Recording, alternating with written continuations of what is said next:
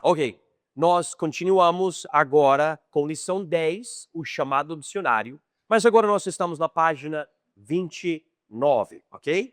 E onde diz aqui, outros missionários no Novo Testamento. E eu sei que quando você lê o Novo Testamento, você vê vários pregadores diferentes, vários missionários, apóstolos e tudo que são diferentes. Mas vamos chegar aqui e ver dois homens interessantes, Timóteo e Tito. Dois homens que acompanharam o apóstolo Paulo no ministério dele. E você vai ver que esses dois funcionavam como missionários. Além do chamado extraordinário de Paulo, vemos outros participando da obra missionária sem relatos de um chamado audível. Primeira pessoa, Timóteo. Timóteo foi escolhido por Paulo devido à sua reputação e fidelidade. Vamos ler isso. Atos 16, por favor, versículos 1, 2 e 3. E chegou a Derbe e Listra, e eis que estava ali um certo discípulo, por nome Timóteo, filho de uma judia que era crente, mas de pai grego, do qual davam, olha aqui, versículo 2, do qual davam bom testemunho os irmãos que estavam em Listra e em Icônio. Paulo quis que este fosse com ele, e tomando-o, o circuncidou por causa dos judeus que estavam naqueles lugares, porque todos sabiam que seu pai era grego. Então, vocês notam aqui, parece que ele veio de uma família talvez até quebrada, parte de um pensamento, mais de outro pensamento. E ele foi criado ouvindo a palavra de Deus e tudo. E ele acabou tendo um bom testemunho. As pessoas notaram isso não somente na cidade onde ele estava, mas em outras cidades.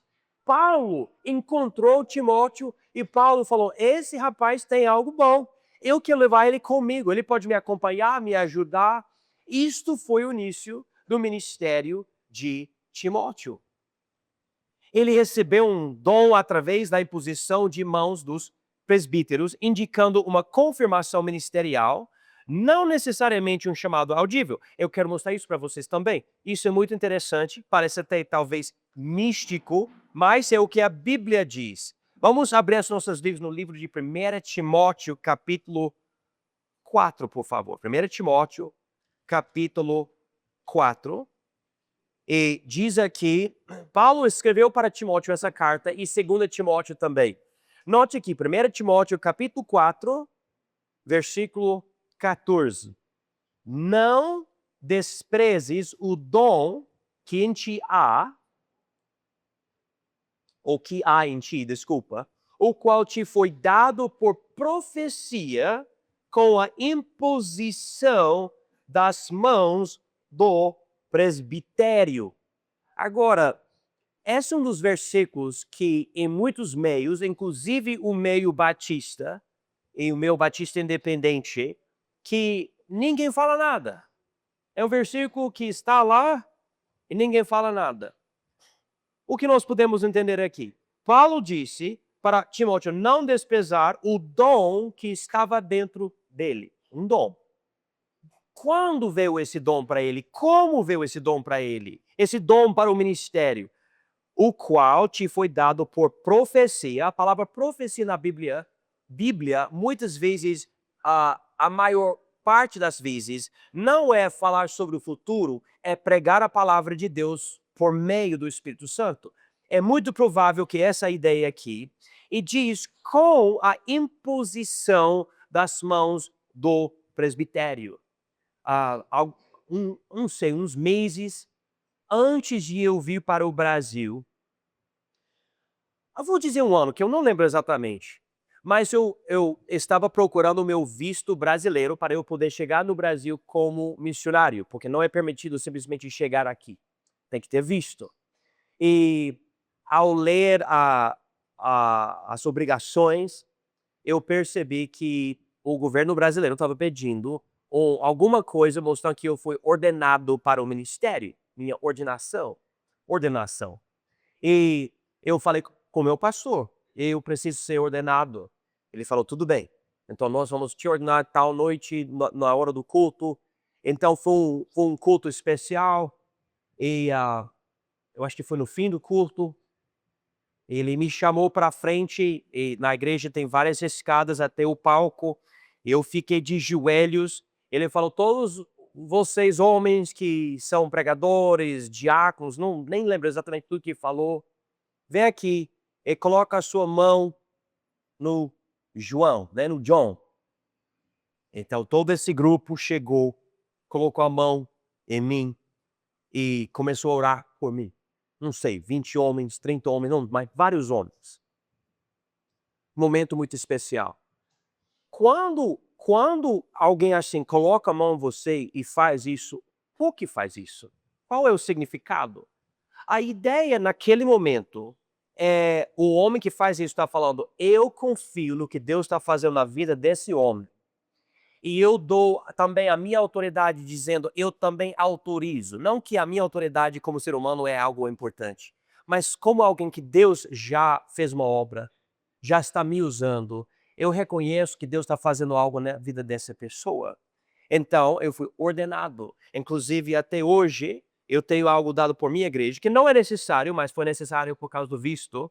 Diz aqui, Certificate of Ordination. E tem o nome da nossa igreja, algo escrito, meu nome e a assinatura do meu pastor aqui abaixo. Parece muito chique, parece até cartão de crédito, mas esse negócio, se não me engano, não faz nada. Eu vou tentar usar no banco, né? Talvez eu consiga sacar um dinheiro.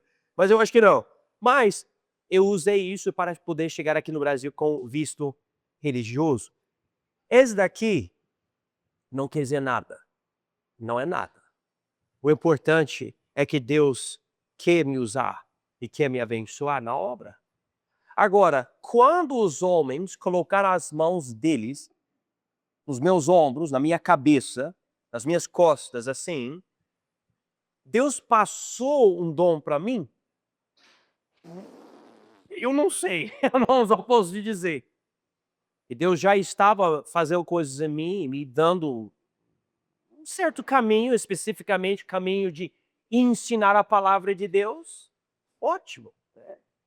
Agora, no caso de Timóteo, Paulo diz aqui, não desprezes o dom que há em ti há, o qual te foi dado por profecia, com a imposição das mãos do presbitério. A palavra presbitério tem a ver com os anciãos. A palavra presbítero e a palavra ancião são a mesma palavra na língua original.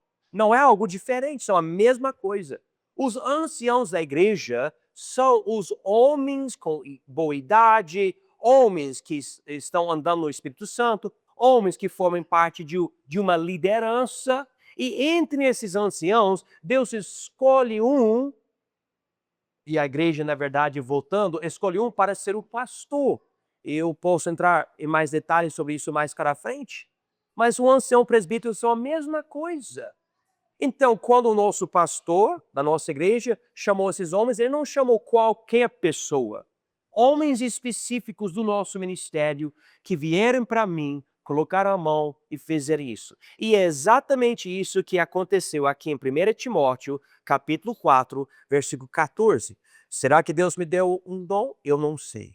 Mas eu sei que Deus me abençoou, me dando apoio financeiro de várias igrejas, várias pessoas. E eu estou aqui no Brasil desde 2009, Deus me ajudando. Agora estamos plantando essa igreja, temos esse instituto e outras coisas que nós estamos desenvolvendo. Eu sei que Deus fez essa parte. No caso de Timóteo, Paulo disse, e Deus te deu um dom. Agora então, no caso, como Deus viu fidelidade em Paulo, Paulo viu fidelidade em Timóteo. Depois o dom foi lhe dado por Deus, ok? Agora vamos para Tito. Estamos em 1 Timóteo, vamos para Tito, que é 1 Timóteo, 2 Timóteo, Tito. E vamos para o primeiro capítulo de Tito. E vamos falar sobre esse outro homem que eu vejo ele como outro missionário. E alguém fala, não, mas eu acho que Paulo, Timóteo e Tito, eles eram mais meus pastores. Eu vou falar para vocês, quando eu analiso as vidas e os ministérios desses dois, eles não eram somente um pastor instalado em uma igreja, fazendo uma obra em uma igreja local somente. Não, esses homens faziam muito mais do que isso. Eu vejo mais homens que se envolviam na obra de plantar igrejas. Eu vejo plantadores de igrejas, estabelecedores de igrejas. Então, Tito, ele era outro colaborador de Paulo, desempenhando tarefas missionárias importantes, estabelecendo presbíteros, ou seja, anciãos nas várias igrejas, mas sem registro de um chamado sobrenatural. Ele é um exemplo de missionário. Note aqui a obra dele, que Paulo deu para ele em Tito capítulo 1, versículo 5. Por esta causa te deixei em Creta, para que pusesses em boa ordem as coisas que ainda restam. E note essa parte chave aqui. E de cidade em cidade estabelecesses presbíteros, como já te mandei. Então, ele foi para uma igreja só? Não, ele nem foi para uma cidade só. Deus falou, tem Creta, vai lá, você está lá, você vai ficar lá, e seu alvo, seu ministério, seu objetivo é ir para cidade em cidade, provavelmente uma igreja em cada cidade, e você vai ajudar a estabelecer os presbíteros ou os anciãos. E quando você vê tudo que o Novo Testamento fala, dá a ideia do seguinte: ele ia para uma igreja, ajudava a igreja, pregava, ensinava a palavra, e havia um certo grupo de homens que andavam no Espírito Santo, e esse grupo de homens, eles eram os anciãos, a liderança. Lembra, muitas vezes as igrejas que foram estabelecidas através da sinagoga, que já tinha uma liderança masculina, então não era nada estranho para aquela região. E através desse grupo de anciãos, ele ajudou a igreja a escolher um homem para ser o líder da igreja. Agora, eu sei que há igrejas, há denominações, há movimentos que dizem que pastor não existe, que não deve existir um homem só. Mas todo mundo sabe, até em uma igreja que tem vários anciãos sem um homem que é o pastor, vai ter algum homem que se destaca. Com certeza, não tem como ter dois homens porque vai dar briga quando tem certas decisões, né? Vai ter alguém que acaba se tornando o homem principal de uma forma ou outra, vai acontecer.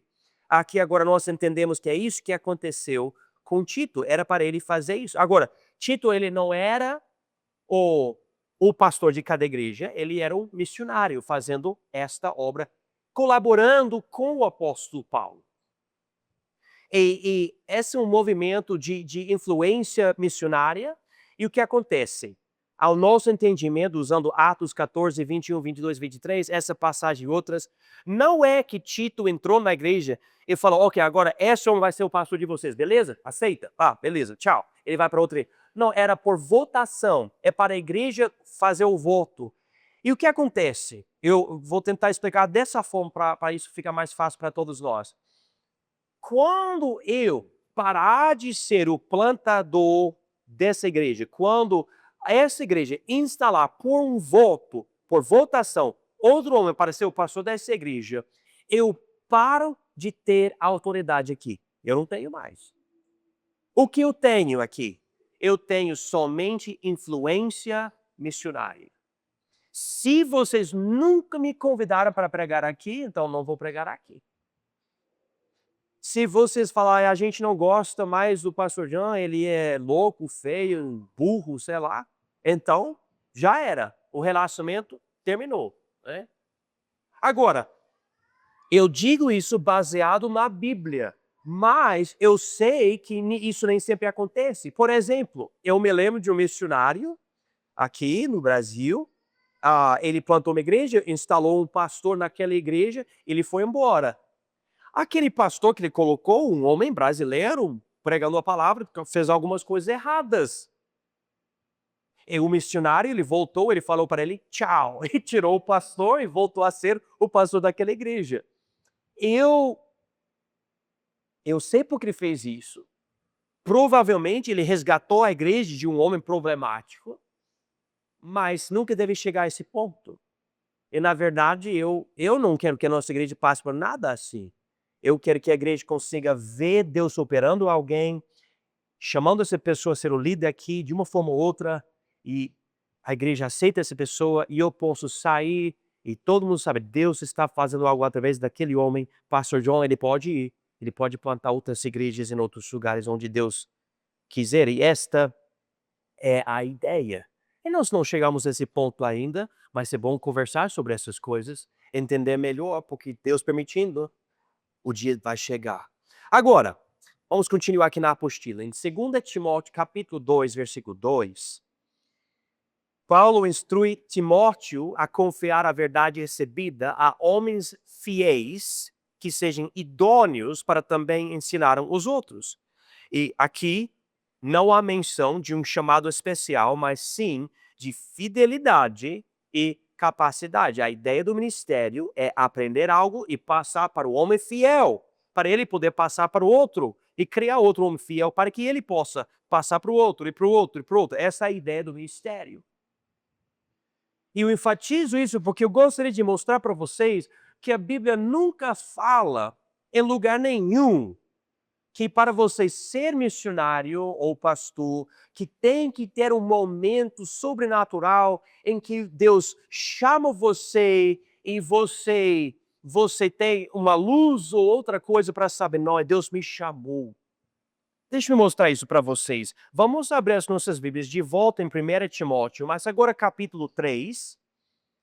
E vamos falar do desejo de servir e as qualificações necessárias. Novamente, o meu alvo nesse momento é enfatizar que não é necessário ter algo sobrenatural ou algo místico para você poder participar do ministério. Claro, a nossa salvação já é algo muito místico, incrível e sobrenatural, mas eu acho que vocês vão ver melhor por meio dessa passagem bíblica.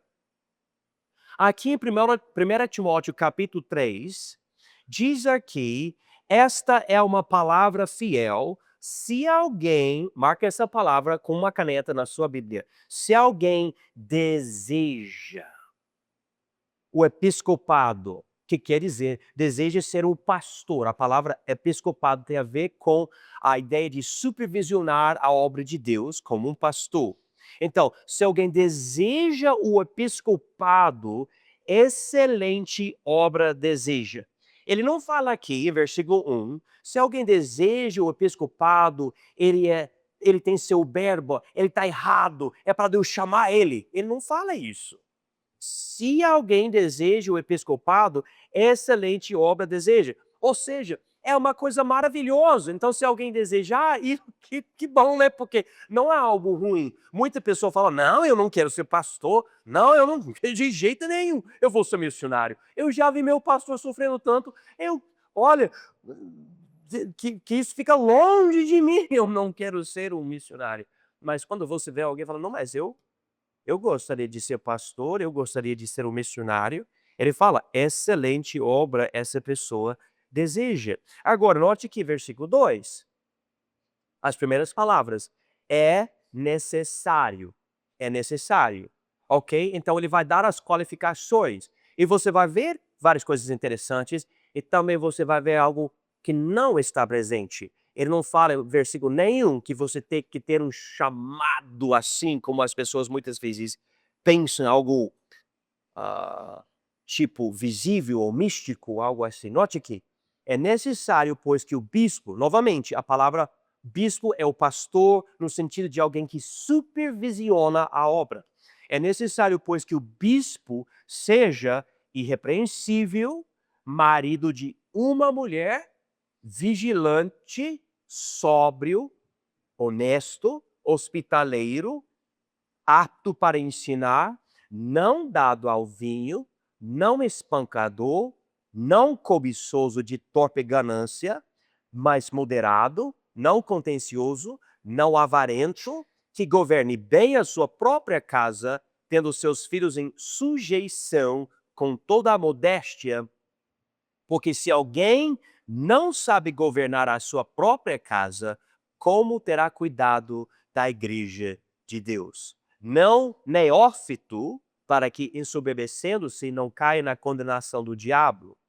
Agora, é necessário também que tenha bom testemunho dos que estão de fora, para que não caia na afronta e no laço do diabo. Quando você vê essas qualificações, ele não fala de um chamado, ele também enfatiza muita coisa que tem a ver com moralidade, caráter, fidelidade, e a única coisa que tem a ver com habilidade, a única coisa é versículo 2, no finzinho, onde ele diz aqui, apto para ensinar. Alguém que vai pastorear, que vai ser missionário, evangelista, tem que ensinar, é essencial. E se você não é apto a ensinar, então não é uma boa ideia você ser pastor, missionário nesse sentido. Então esse desejo interno não é ruim, mas se você deseja, é uma obra excelente, então você deve alcançar essas qualificações. Então, tanto para bispos quanto para diáconos, Paulo lista características necessárias sem mencionar um chamado sobrenatural. E você pode ler o resto aqui, versículos 8 a 16, ele fala sobre os diáconos e outras coisas ali. Agora, a aplicação à obra missionária. Ainda que Deus chame pessoas específicas para a obra missionária por designação divina, não há passagem nenhuma que exige isso para ser missionário. Ao contrário, faz mais sentido Deus querer abençoar e ajudar quem está com desejo de alcançar o mundo com o evangelho. Algo já mandado por Jesus, mesmo com a promessa de estar presente com quem evangeliza. Lembra o que ele disse em Mateus 28, 20? Ele falou para a gente ensinar a palavra a todos. Ele fala, e eu vou estar com vocês até a consumação do mundo. Então, Deus não dá a ideia, não, você não pode. Ele dá a ideia, se você for, eu vou contigo. Essa é a ideia bíblica. Então, muitas vezes queremos falar, não, mas Deus não me chamou, então eu não sou responsável, eu não sou obrigado, nada de... Quando, na verdade, Deus está mandando a igreja evangelizar. Agora, no caso, como quando eu comecei essas aulas, na primeira aula, eu falei, existe ainda a capacitação e a designação, Deus faz algo, mostra algo, então Deus realmente está fazendo algo especial com essa pessoa. E Deus está chamando essa pessoa, e isto acontece mesmo. O que eu estou querendo enfatizar é que a Bíblia nunca obriga alguém a ter uma certa experiência para poder ser missionário. Agora, para a reflexão aqui, o foco está na fidelidade, não em experiências místicas. Isso sugere que Deus chama pessoas comuns que estão dispostas. Ele pode prepará-las depois de manifestar o chamado, ou ele pode prepará-las subconscientemente, manifestando o qualquer posteriormente. Anos e anos atrás, o homem que realmente ajudou o Billy Graham ser evangelista era o evangelista John R. Rice, o João R. Rice, que é arroz em português. Vocês provavelmente nunca ouviram o nome dele, mas ele era muito famoso por um período, só que John R. Rice, ele decidiu manter muita fidelidade para a palavra de Deus. E Deus usava muito ele. Eu tenho alguns livros dele na minha casa. Billy Graham, ele queria começar a fazer ministério com católicos e outros. E John R. Rice falou, não, eu não aceito isso. Não está certo. Billy Graham se tornou muitíssimo famoso. Mas também, quando você recebia Jesus, se você era de uma igreja católica, ele mandava você para o seu padre, que é completamente errado. Errado. Se a igreja católica ensina que a salvação é pelas obras, e você como evangelista manda a pessoa de volta para o padre, que confusão, é completamente contra o livro de Romanos, completamente contra o livro de Gálatas, é errado, é pecado isso. Mas infelizmente era a tática do evangelista Billy Graham. Por causa disso a gente não promove o ministério do Billy Graham, ainda que ele pregasse muito, muito bem. Eu fui para ouvir as pregações dele, eu me lembro que eu fui para um estádio enorme de um time de futebol americano, lotado de gente toda noite para ouvir ele. Milhares e milhares e milhares de pessoas para ouvir ele pregar. E ele começou o ministério dele muito influenciado por John R. Rice, esse outro. Esse outro, ele pregava muito bem, Deus usava muito ele, mas ele era muito mais forte entre os batistas independentes, que era um movimento mais novo na época. Porque os batistas independentes saíram da convenção batista anos atrás, porque muitos da convenção batista começavam a negar milagres e outras coisas sobrenaturais da Bíblia. E muitas pessoas falam, não, nós somos batistas, mas nós não concordamos com essas pessoas que estão negando o que a Bíblia claramente ensina. Então eles saíram da convenção e formaram igrejas batistas independentes que existem até hoje. E eu fui ajudado bastante por uma igreja batista independente, e é uma igreja batista independente que me enviou para cá. E a gente até deu nome para a nossa igreja, Igreja Batista Independente. E o nosso instituto também tem esse nome, Instituto Bíblico Batista Independente. Agora, falei tudo isso para voltar para esse homem, John R. Rice, ou John R. Rice. Ele falou o seguinte: Deus nunca me chamou. Não aconteceu. Ele deu a ideia que Deus está procurando pessoas para servir a Ele. E se você está disposto, Deus vai te usar. O homem que pregou para muitas pessoas, Deus usava muito, especialmente nos Estados Unidos. O homem cheio de Deus, eu me lembro de certas coisas que eu li. Eu me lembro, eu escutei até uma gravação de uma pregação dele. Eu me lembro em certos momentos ele pregando e como era tipo uma espada no meu coração. Uau! Como me impactou a pregação dele. Mas o mundo só pensa em Billy Graham, né? Billy Graham porque ele é muito amigável, aceitava todo mundo, todo mundo é bom, né? E John R. Rice mais de convicção e tudo. Não, não gosta dele, né? E não gosta. E agora ele ficou esquecido. Mas realmente muito importante. Se não tivesse o John R. Rice, não existiria o Billy Graham. Porque esse homem que promoveu Billy Graham no início. E daí eles precisavam se separar. Agora então, vamos chegar aqui no fim. A soberania de Deus no chamado. Flexibilidade divina. Deus chama de maneiras diversas. Enquanto alguns podem ter experiências extraordinárias como Paulo, outros são chamados pelo desejo ardente de servir e pela confirmação da igreja.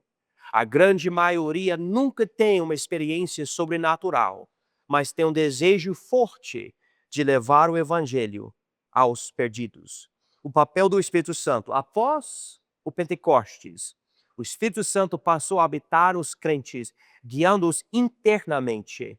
Isso indica que Deus pode dirigir indivíduos de forma pessoal e íntima. Paulo escreveu, porque Deus, isso em Filipenses 4:13, porque Deus é o que opera em vós, tanto o querer como o efetuar, segundo a sua boa vontade. Então Deus dá para nós o desejo e a força para fazer a obra. E Isaías 6, versículos 8 e 9. Aqui o Velho Testamento, e note como é o profeta. Depois disto, ouvi a voz do Senhor que dizia: a quem enviarei? E quem há de ir por nós? Então disse eu: eis-me aqui, envia-me a mim. Essas são as palavras do profeta. Então disse ele: vai e diz a este povo: ouvis de fato e não entendeis, e vedes em verdade, mas não percebeis. Então ele falou: Deus, eu quero ir, o Senhor pode me enviar para pregar. E Deus falou: então vai e pregue, né? Então eu quero enfatizar para vocês. Deus pode estar te chamando, Ele pode te chamar de uma forma mais nítida. Ele pode te capacitar e você percebe, Deus quer me usar de uma forma ou outra. Mas se você tem simplesmente o desejo de servir a Deus, Deus nunca vai falar para você: não, você não. Eu não quero usar você. Não vai. Você nunca vai poder ser pastor. Mesmo. Não. Deus não é dessa forma. Ele quer, você está querendo obedecer o mandamento dele, de Mateus 28 e outras passagens. Então Deus não ignora. E eu peço para vocês nunca usar essa desculpa. Mas Deus não me chamou. Porque não é uma boa desculpa. É contra o próprio mandamento de evangelizar o mundo.